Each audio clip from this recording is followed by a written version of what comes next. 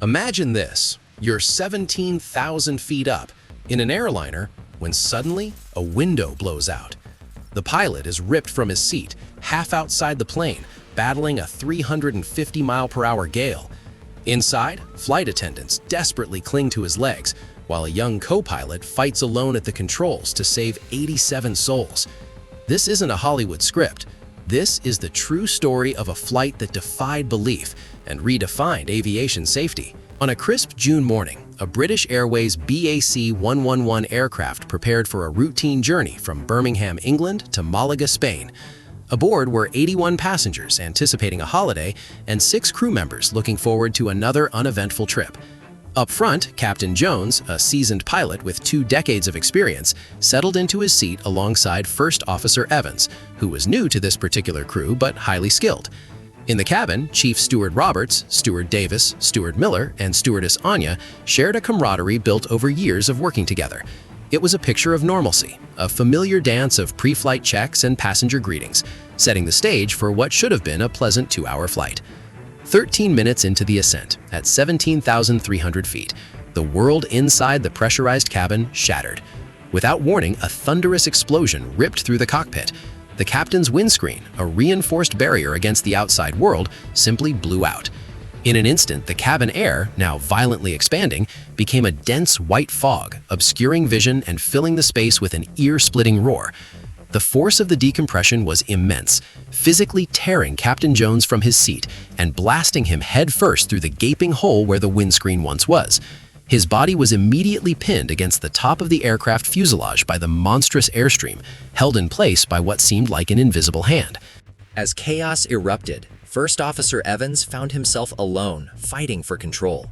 The sudden loss of pressure had jammed the control column forward, disengaging the autopilot and plunging the BAC-111 into a terrifying dive.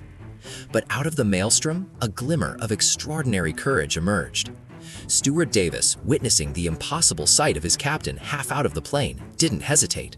He lunged into the cockpit, clambering over the controls, and with a desperate surge of adrenaline, grabbed Captain Jones's legs just before he was completely sucked into the void. The wind outside raged at nearly 400 miles per hour. The temperature plummeted to minus 17 degrees Celsius, threatening to freeze and tear the captain's body from Davis's grasp. Chief Steward Roberts quickly joined, stomping on the cockpit door that had jammed against the throttles, breaking it to gain access, and then securing himself to an observer seat, providing a crucial anchor point as he took hold of Captain Jones's lower body, assisting Steward Davis. First Officer Evans, now solely responsible for the aircraft and its occupants, was battling not only the elements, but also the captain's jammed feet, which continued to push the control column forward. He expertly wrestled the throttles back, regaining a degree of control. In the cabin, Steward Miller and Stewardess Anya calmly worked to reassure terrified passengers and prepare them for an emergency landing, despite the unimaginable horror unfolding mere feet away. Evans made a critical decision, a rapid descent. This wasn't just to get to lower, breathable air quickly for the passengers, but also to exit some of the world's busiest air corridors, minimizing the risk of a mid-air collision. The plane plunged from 17,000 feet to 11,000 feet in just 2.5 minutes. As the speed stabilized, Captain Jones's body shifted, sliding against the fuselage. Steward Davis, his arms aching, his fear palpable, grimly held on. Even as he believed the captain was surely dead, his wide-open eyes and unblinking stare haunting him. The crew faced a brutal dilemma. Should they let go? The unspoken thought hung heavy in the air. But Evans, with incredible composure, ordered them to hold on. Releasing the body could send it into the wing, or worse, into an engine, causing a catastrophic failure.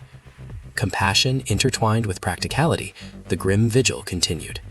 7 minutes of radio silence had passed, the cockpit's raging winds drowning out all attempts at communication. Finally, First Officer Evans established contact with air traffic control. His voice, though strained, was clear and precise. "Radar assistance to the nearest airfield, please," he requested. ATC at London Radar directed him to Southampton, a closer airport, though one Evans had never landed at before. All navigational charts and approach plates had been ripped from the cockpit and lost with the windscreen. He was flying blind, relying entirely on memory and the calm, steady voice of the controller on the ground. The controller, upon hearing the unbelievable details, "The captain is half out of the airplane, I believe he's dead," initially struggled with disbelief, but quickly shifted into crisis mode. As Evans requested emergency services for the captain, the controller helped him navigate the final critical miles. A momentary concern arose about Southampton's runway length, the aircraft still heavy with fuel from Malaga, but the controller assured him it was sufficient. 9 miles from touchdown, the controller gave the final clearance. "You are clear to land. Wind indicates 020 degrees at 14 knots. First Officer Evans, maintaining remarkable composure, requested, "Talk me down all the way. I need all the help I can get." With every passing second, the tension mounted. At 8:55 a.m., 32 minutes after the terrifying incident began, the BAC 111, with 81 terrified passengers, a near-full fuel tank, and its captain still half out the window, made a perfect textbook landing at Southampton Airport. As the aircraft rolled to a stop, emergency vehicles swarmed the runway. Firefighters cautiously removed Captain Jones's body. The passengers and crew, shaken but alive, disembarked, many seeing the incredible scene of the captain for the first time. First Officer Evans, the unsung hero, walked away from the plane, shaking his head in disbelief, escorted by paramedics. It was an astonishing feat of airmanship, a near unprecedented act of survival in aviation history. Immediately, accident investigators converged on Southampton. Lead investigator Thompson quickly began to piece together the events. The missing windscreen provided the most obvious clue, but its frame showed no structural distortion, ruling out a material failure. No glass shards suggested it wasn't a bird strike. The critical clue emerged from the plane's maintenance log. The windscreen had been replaced just the day before. Thompson wasted no time, heading to the British Airways maintenance hangar in Birmingham. There, he interviewed senior technician Allen, who had performed the replacement. Initial conversations were general, as no specific cause was yet identified. But then, a vital piece of information came. The bolts recovered from the severed windscreen. Most of them were too short, the wrong diameter. It was a glaring, catastrophic error. Confronted with this undeniable evidence, senior technician Allen was utterly stunned. He insisted he had used the correct bolts, even keeping the old ones for comparison. Thompson, however, had seen the wrong bolts. The investigation shifted from what happened to why it happened. Thompson initiated an unconventional approach, bringing in a behavioral psychologist. This marked a revolutionary step, as human factors analysis was typically applied to pilots, not maintenance engineers.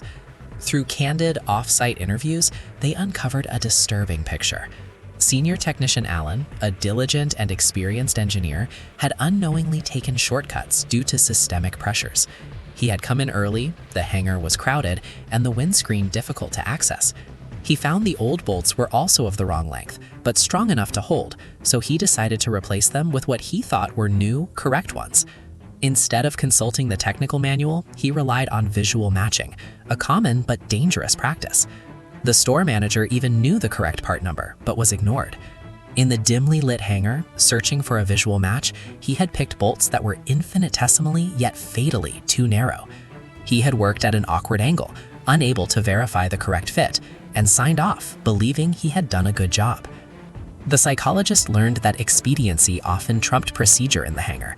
Engineers were proud of their ability to get the job done quickly, even if it meant deviating from official protocols. They trusted their own practical knowledge over manuals and store supervisors. The investigation revealed a culture where experienced engineers, under pressure to meet tight deadlines, regularly bypassed official procedures. While each shortcut seemed minor, collectively they created a chain of events that led directly to disaster. The initial draft of the accident report was groundbreaking, directly addressing these systemic failures within British Airways maintenance procedures. However, legal challenges from British Airways, citing the non-standard interview process, forced the report to soften its emphasis on these systemic issues. Despite this, the psychological approach championed by Thompson and his team fundamentally changed aviation accident investigation. It introduced the critical concept of human factors into engineering safety, recognizing that even skilled professionals can make errors when operating under the wrong conditions or within a flawed system. This incident led to significant reforms in maintenance protocols, emphasizing strict adherence to manuals, proper part identification, and a culture that valued safety over speed. Amidst the technical revelations, another miracle unfolded. Captain Jones, the man everyone believed was dead, was alive. Removed from the plane, frozen and seemingly lifeless, he slowly began to regain consciousness on the ground at Southampton.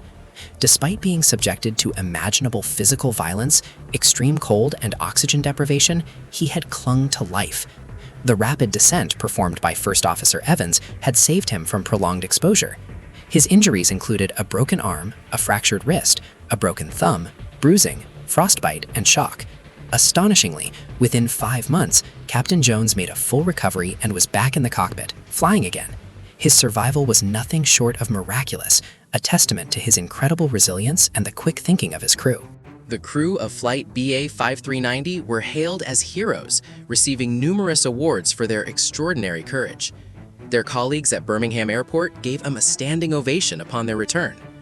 While Captain Jones eventually retired from British Airways, he continued flying for another airline, his passion undimmed. For Steward Davis, the ordeal had a more profound and lasting impact. The harrowing experience remained with him daily, a constant reminder of the day he saved his captain's life. He, along with Steward Miller and Stewardess Anya, eventually left flying. Chief Steward Roberts continued his career, but moved to long-haul flights to avoid aircraft that resembled the ill-fated BAC 111. First Officer Evans, who performed the impossible, continued flying for British Airways. This incredible incident became a pivotal moment in aviation history, highlighting the critical importance of human factors in maintenance and reminding the world that even in the most catastrophic circumstances, human courage, quick thinking, and a dedication to safety can turn certain disaster into a testament of survival.